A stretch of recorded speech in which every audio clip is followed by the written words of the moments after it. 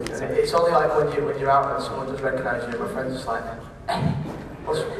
why, how? And then suddenly they figure it out and oh yeah, of course. And I prefer that so much that it takes me a while to remember what I'm doing. Yeah, I mean, it's also like the, like not just our close friends, but like our wider group of mates. We all went down to a, first started, it was called 6 Weeks, or 17, 16. Everyone from school went down to London to a place, and there was some American girls school there. And they recognised us and they said, "Can we have a photo with us?" Alright. And all our mates were like, "Ah?" So by the end of it, they weren't letting us get in the photo by ourselves, so they all jumped in. So I think this photo would have been about like 42 people, and you had about 130 people. So yeah, like, I don't know, it's strange. Actually, none of them, but when we first got to the pub, none of, like we told some of our friends we walked to school with and everything, and they said, "Oh, we don't believe it," you know. So anyway, when we walk into school the next day with ginger hair, they were, okay. Okay, actually going to shoot it back to Lil in the back. We've got the girl with the pink shirt. We are actually taking your questions right now, so if you have any questions for Matt, James, and Oliver, go ahead and go back and find her, and they will take your questions. So if you follow the lovely cruise director over here, she'll tell you where to hunt out.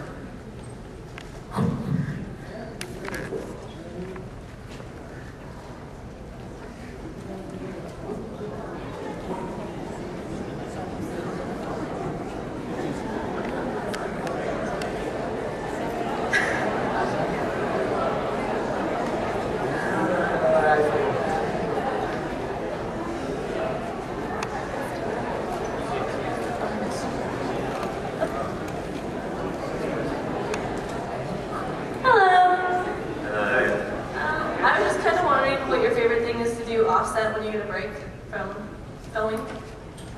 Personally, mine's table tennis. Like, on the last one we played a lot of that. So either that or going down to the driving range. I'd say the same, and also like a few guys on set play instruments, so we'd all, I'd bring my guitar down, Kate would have her guitar down, Bonnie would have a saxophone, and all this other random stuff, so we'd have a little jam there, just to pass the time. I just go into my room and put music on really loud, which annoys all the tutors and stuff. Or I just play football and soccer in the corridor, which again annoys all the tutors and stuff. It's fun. Alright, hi. We all know that you shoot far more than ever ends up in a film. What, for all three of you, is a favorite scene that you shot that ended up on the cutting room floor? It doesn't have to be your own, but I guess maybe it would be.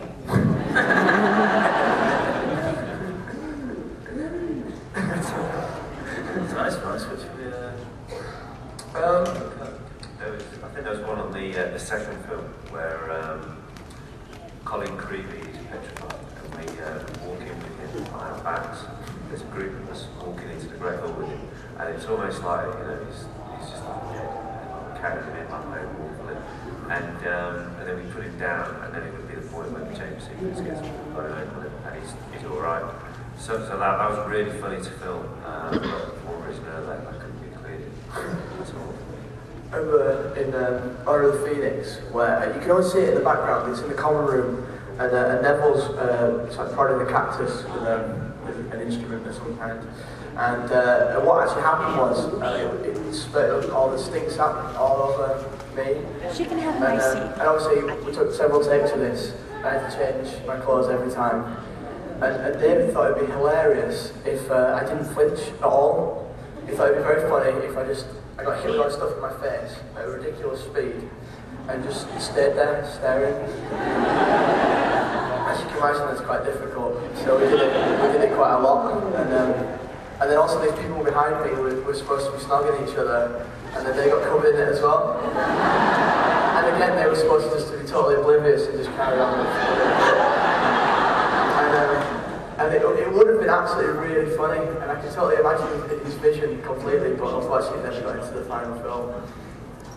Yeah, thanks. That's one of the Goblet of Fire when the dragon part of the tournament, and like they had all the crowd, and everyone was just jumping really far. And we were doing that for about 10 minutes, and unfortunately that never got in. So that was really funny when we were shooting it, because everyone was kind of acting like it was a soccer game or a rugby game. Yeah.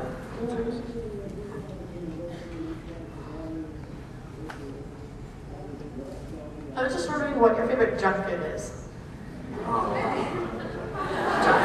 have so many.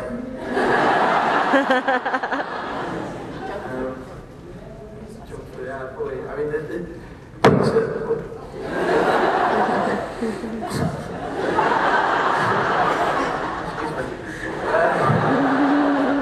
Pizza, does that come on a junk food, right?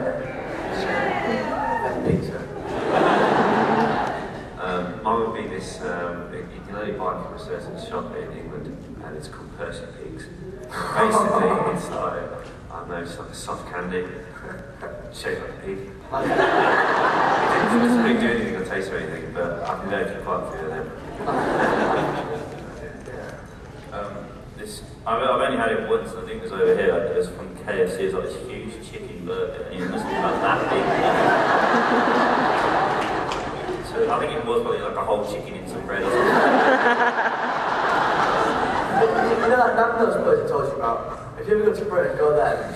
You can order a whole chicken there, and it just comes. Just there's a whole chicken on your plate. It's dead and cooked, right? You can tell it's a chicken. It made me feel like a man. Alright, hi. I was just wondering if Rowling had ever given you any hints while you were filming what would be happening to your characters in the final book. No, never. We never heard anything, except when we got out the car at the 5th premiere, and there was a load of people like that, and somebody shouted over. If you remember the book. And somebody shouted over, oh, I bet. And I reckon that such and such thing happened. I'm like, oh, okay. Anyway, when we're reading the book, such and such thing did happen. I at the premiere of Order of the Phoenix, J.K. Rowling came up to me and she said, oh, you've got a big bit to do in number 7. And I said, no, don't say anything. She said, it's my book, I'll tell you what I want.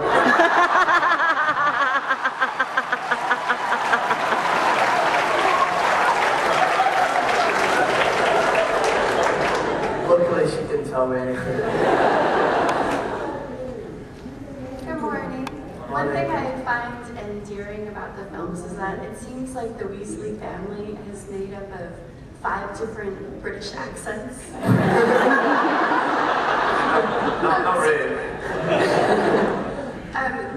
Do you ever have discussions about that? How you all sound so different from each other, even though you're supposed to come from the same family? Well, the thing is, actually, there's only 2 different types of accents, or 3, maybe 3 at the most. In the Weasley family, there's James, myself, Mark, and Julie are all from our area in the Midlands. And we've all got, like, there is a slight accent there, I suppose, but the rest of them, I mean, Rupert's got a slight accent, I suppose. Rupert and Bonnie are from like London, so they say, are they speaking? there was one time on the second film when we were in the Burrows, and Mark, Julie, Oliver and I, we did the whole scene in what's called a Brummie dialect, so where we're from, so we'd all be speaking like that, you know, so no one could really understand us. And eventually, when we came off set, all the producers and directors were just sitting like, what was that?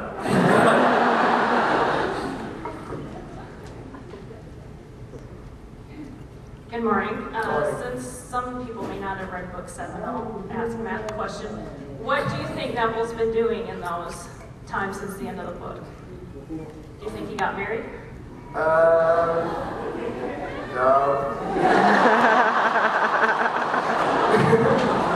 No, I mean, yeah, you can fight Voldemort and stuff, but girls are something else, right? So, yeah, I think he's still too afraid. He'll just stick with his herbology and be happy.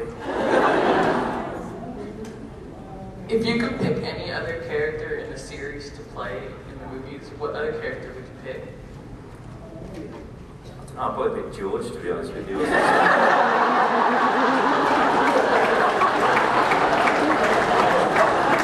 I'll probably say Fred. show just because they're probably the coolest characters to play. But... Yeah, I love playing Neville because he's got such a wide range of things he gets to do.